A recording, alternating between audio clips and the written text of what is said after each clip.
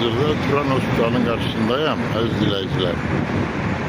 Allah'ını bura gelmeyin. Bura baştan ayağa demek olar ki zəlidirlər.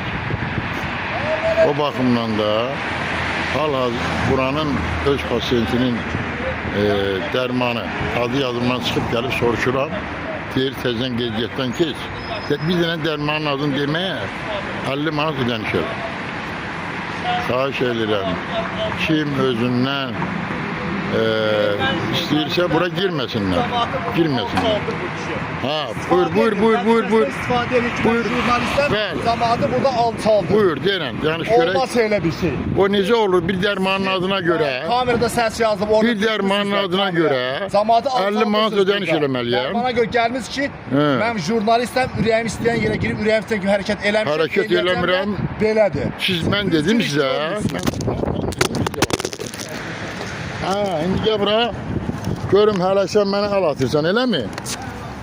Hə? Gəl buraya qaçma, bura gəl.